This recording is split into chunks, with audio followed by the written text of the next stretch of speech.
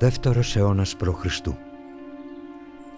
Ένας επιφανής πολίτης της Μορίλου, ο Παράμονος γιος του Σαμαγόρα, προσέρχεται στην εκκλησία του Δήμου όταν είναι στρατηγός ο Δημήτριος, γιος του Σοπάτρου, και προσφέρει στην πόλη και στον Ασκληπιό μία αναπαραγωγική αγελάδα. Η προσφορά αυτή επιβραβεύεται συνήθως με τιμητικό ψήφισμα. Οι τότε άρχοντες όμως δεν θα προωθήσουν αυτό το ψήφισμα. Τα χρόνια περνούν και η αγελάδα χαρίζει πλήθος απογόνων στο Ασκληπιείο της Μορίλου. Όταν είναι στρατηγός ο Επίνικος, οι νέοι άρχοντες αποφασίζουν να επενέσουν τον Παράμονο και να τον στεφανώσουν με θάλινο στεφάνι.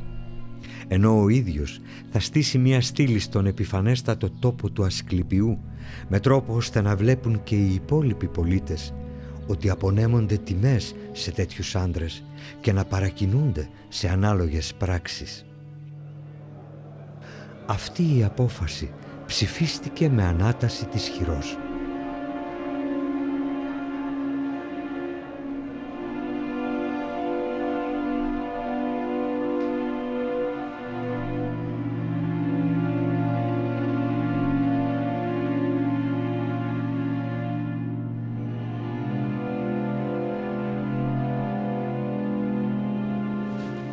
Αποτυπώνοντας πάνω της τις ιδέες και τις συνήθειες μιας εποχής, η τιμητική αυτή στήλη ταξίδεψε μέχρι τις μέρες μας, μεταφέροντας ιστορίες ανθρώπων μιας πόλης της Μακεδονικής ενδοχώρας που εκείνη την περίοδο ανήκει στο Μακεδονικό Βασίλειο, της πόλης της Μορίλου. Πτυχές της πολιτικής, κοινωνικής και θρησκευτικής ζωής αυτής της πόλης ξεπηδούν μέσα από τη στήλη του Παραμόνου. Διαβάζουμε για εκκλησία του Δήμου, για άρχοντες και ψηφίσματα, ενώ πίσω από την ύπαρξη στρατηγού διαβλέπουμε την πολιτική οργάνωση στο Βασίλειο της Μακεδονίας. Αντιπαλότητες και πολιτικές αντιζηλίες κρύβονται πίσω από τις λέξεις. Και στο επίκεντρο, το Ασκληπιείο. Τι ρόλο παίζει άραγε στην πόλη της Μορίλου? Ο Παράμονος προσφέρει μία αγελάδα στην πόλη και τον Ασκληπιό. Ταυτίζει το πολιτικό σώμα με το Θεό. Από την αγελάδα σχηματίζεται σιγά σιγά μια ολόκληρη αγέλη. Το ιερό φαίνεται να έχει δική του κτηματική περιουσία, να έχει οικονομική αυτοτέλεια.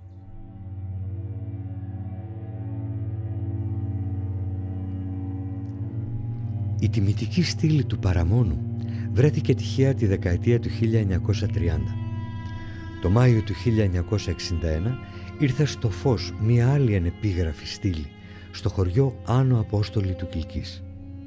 Και αυτή είχε αναφορά στον Ασκληπιό και το Ασκληπιείο. Παρακινούμενοι από τις επιγραφές, αλλά και αγάλματα του Ασκληπιού και της Υγείας που είχαν βρεθεί επίσης στη δεκαετία του 30, η αρχαιολόγος Φωτεινή Παπαδοπούλου διενεργεί τον Ιούνιο του 1961 δοκιμαστική ανασκαφική έρευνα. Η πρώτη τομή εγένετο στο σημείο ανεβρέσεως του ψηφίσματος και παρακολουθήσαμε τείχον ο οποίος ευρίσκετο επί της επιφανείας του εδάφους. Η τομή διηβρύνθη προϊούσης της ανασκαφής και το σκάμα 1, ως ονομάσαμεν τούτο, έφερεν εις φως συγκρότημα εκ 3 χώρων, ον οι 2 ανήκουν εις λουτρά, διότι εις το ένα εκ των 2 ανεβρέθη ολόκληρον το σύστημα υποκαύστου. Η μικρή ανασκαφική έρευνα της Παπαδοπούλου έφερε στο φως τμήμα λουτρού των ρωμαϊκών χρόνων, το οποίο πιθανότατα ανήκει στο κτηριακό συγκρότημα του ιερού του Ασκληπιού. Λίγο πιο πέρα, στα σπλάχνα ενός λόφου, κρύβεται η αρχαία πόλη της Μορίλου.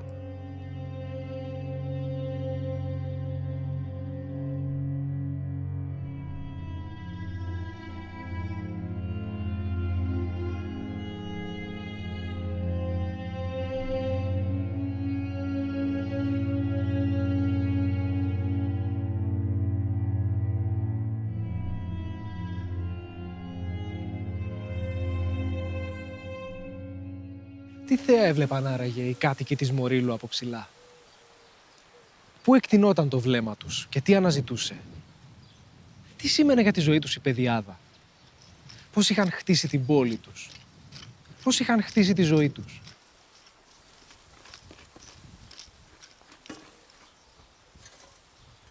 ανάμεσα στις όχθες του Γαλλικού και του Αξιού ποταμού, στην πλούσια κοιλάδα της Κριστονίας, περιτριγυρισμένη ίσως από έλη και τρεχούμενα νερά, βρισκόταν η αρχαία Μόριλος. Σύμφωνα με τις γεωφυσικές έρευνες, ήταν χτισμένη με υποδάμιο πολεοδομικό σύστημα, με κεντρική αρτηρία, πολλούς εγκάρσιους δρόμους, κατοικίες και δημόσια κτίρια. Και γύρω της, απέραντα βοσκοτόπια, οδηγούν τη σκέψη μας σε μια πόλη με οικονομία αγροτική, βασισμένη στην κτηνοτροφία.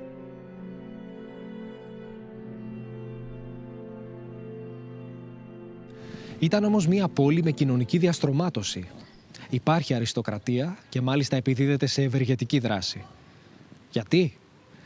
Γιατί είναι χαρακτηριστικό στοιχείο της νοοτροπίας της ελίτ και γιατί με αυτόν τον τρόπο διεκδικεί αναγνώριση από τα κατώτερα κοινωνικά στρώματα. Δεύτερος αιώνας π.Χ. Διερχόμενα στρατεύματα καταφθάνουν στην πόλη της Μορίλου. Ο Αλκέτας αναλαμβάνει προσωπικά να καταβάλει υψηλές δαπάνες για τις μετακινήσεις και τη διαμονή τους. Επισκευάζει το τείχος της πόλης, λαμβάνοντας πρόνοια για τη σωτηρία όλων. Προμηθεύει την αγορά με σιτηρά και προσφέρει αγελάδες στους πολίτες και στον Ασκληπιό. Η πόλη των Μοριλίων αποφασίζει να επενέσει τον Αλκέτα και να τον στεφανώσει με θάλινο στεφάνι, χαράσσοντας το όνομά του σε τιμητική στήλη και τοποθετώντας την στην πιο επιφανή θέση στο Ασκληπιείο.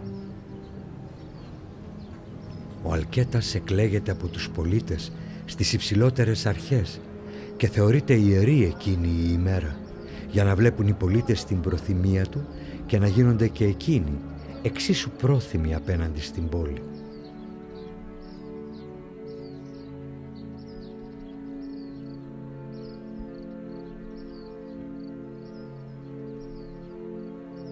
Ποιος είναι ο Αλκέτας και πώς κατάφερε να συγκεντρώσει τόσο πλούτο στα χέρια του? Ποια είναι τα διερχόμενα στρατεύματα? Υπάρχει αλήθεια κάποια φανερή απειλή?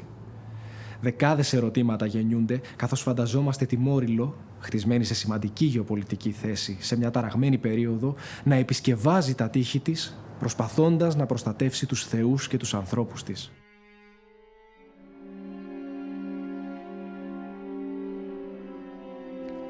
Πλάι στα αγάλματα των θεών θα υψωθεί υπερήφανα και η τιμητική στήλη του Αλκέτα.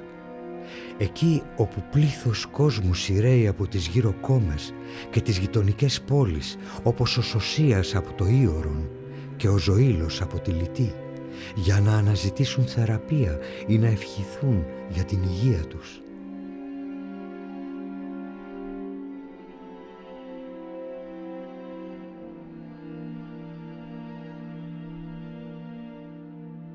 Η παρουσία του Θεού θεραπευτή, επιβλητική, δεσπόζει στο ιερό, όπως προδίδει και μια κεφαλή του 4ου αιώνα π.Χ., μαρμάρινο κατάλοιπο ενός αγάλματος του Ασκληπιού υπερφυσικού μεγέθους.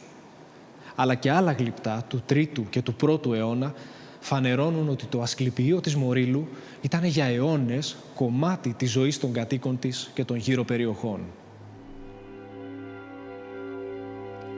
Μέσα από το παρελθόν διαβάζουμε το παρόν και κάπως έτσι ταξιδεύουμε στο μέλλον.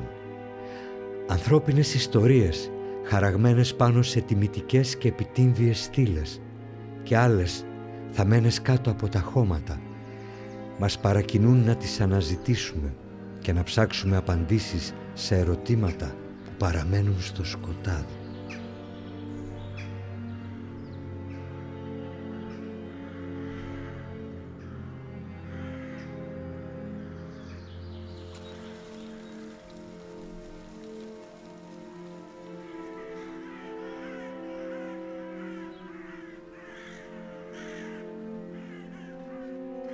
Κάποτε εδώ υπήρχε μία πόλη που κρατάει ζωντανό το αποτύπωμά της. Η πόλη του Παραμόνου και του Αλκέτα. Πόλη του Σωσία, του Ζωήλου, του Επίνικου, της Μαρκιανής, του Απολόδωρου, της Καλημέρας, της Φιλούς, του Αδήμου. Η πόλη των Μοριλίων.